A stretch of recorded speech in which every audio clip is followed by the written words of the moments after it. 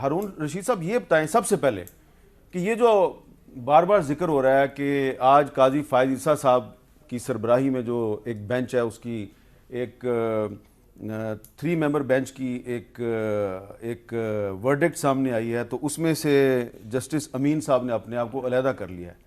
ये क्या वाकई आज ही ये फैसला जारी हुआ? नहीं मीर साहब, ये तो 15 मार्च का फैसला है जो आज मंजर आम पर है। 15 मार्च को लिखा गया था। जी जी, 15 मार्च। ये सारी कहानी से पहले का वाक़या? जी जी, ये सारों से पहले का है और उसे कंसिडर ही नहीं किया गया। अच्छा, लेकिन हम तो ये चाहते हैं कि अगर सुप्रीम कोर्ट में कोई मैटर जाए तो वो पब्लिक को भी एतमाद होना चाहिए और सारे अदारों को भी एतमाद होना चाहिए कि सुप्रीम कोर्ट जो भी फैसला करेगी वो कौम और मुल्क की बेहतरी के लिए होगा।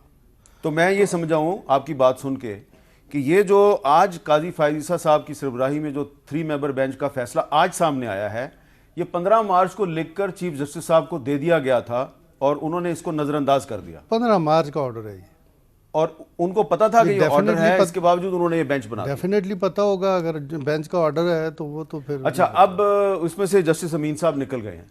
अब कल अगर 4 मेंबर बेंच जो है वो दोबारा हेयरिंग करता है तो काजी फायद ईसा साहब ये कह सकते हैं कि ये कंटेम्प्ट ऑफ कोर्ट है? देखना, वो तो इसलिए कह सकते हैं कि उन्होंने अपना एक ऑर्डर पास किया हुआ है, लेकिन शुरू दिन से जब ये रिफ्ट शुरू हुई तो हमारा पाकिस्तान बार कौंसिल का और वकीलों का यही एजेंडा था कि फुल बेंच तश्कील दिया जाए। फुल बेंच में जो भी डिसीजन होगा वो ऑल पार्टीज़ को या आवाम को या इदारों को एक्सेप्टेबल होगा। जब तक फुल बेंच की तश्कील नहीं होता, और ये रिफ्ट आप देख रहे हैं, कभी ये 9 का बेंच होता है, कभी ये 7 का बेंच होता है, कभी ये 5 का होता है, अब ये 4 पे रह गए। तो जो लोगों की सोच है उसके मुताबिक अगर किया जाए और आइन की रूह के मुताबिक किया जाए, 183(4) में तो 184 उसमें तो ये मेंशन ही नहीं है कि कितने बेंच होंगे। वो तो जाहिर है जब तक नहीं है ये प्रोविजन तो चीफ साहब अपना इख्तियार इस्तेमाल करते हैं।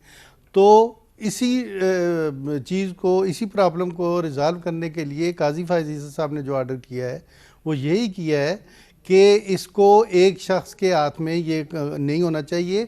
कम से कम 3 सीनियर जो जजेस हैं वो ये डिसाइड करें कि अगर इतना कोई प्रॉब्लम है, कोई नेशनल इंटरेस्ट का है, पब्लिक इंपॉर्टेंस का मैटर है, तो वो कम से कम 3 जज बैठ के डिसाइड करें कि कौन सा बेंच सुनेगा, कितने लोग होंगे।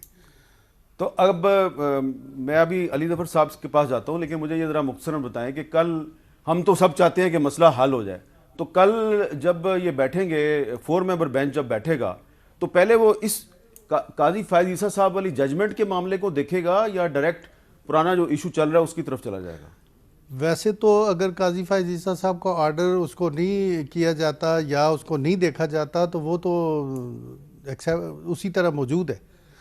अब तो काजी साहब उसको नज़रअंदाज नहीं किया जा सकता। उसको वो भी तो सुप्रीम कोर्ट का ही ऑर्डर है और 3 रुकनी ऑर्डर है।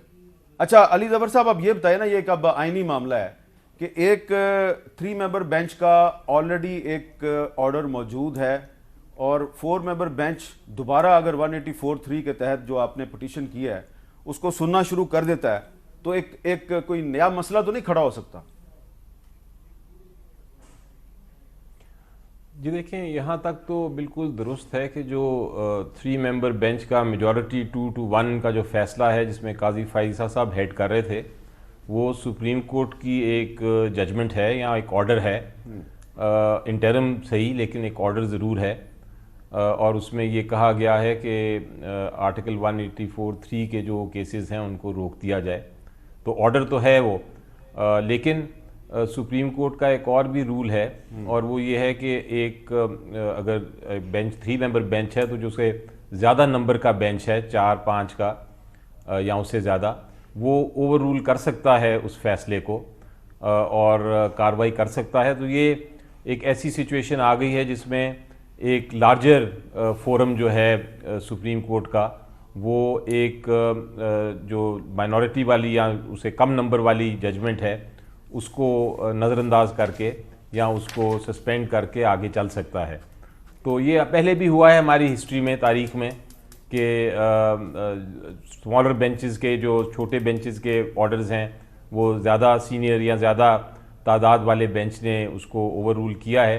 तो इस किस्म का मसला तो ज़रूर है और जो कल 4 मेंबर बेंच है उसने इसको देख के करना है फैसला। लेकिन मैं इसको समझता हूँ कि ये ज़्यादा इंटरनल इशू है, बिकॉज डायरेक्शन दिया गया है जो 3 मेंबर बेंच ने, वो एक इंटरनल डायरेक्शन है अपने ही सुप्रीम कोर्ट के प्रोसेस को रेगुलेट करने के लिए।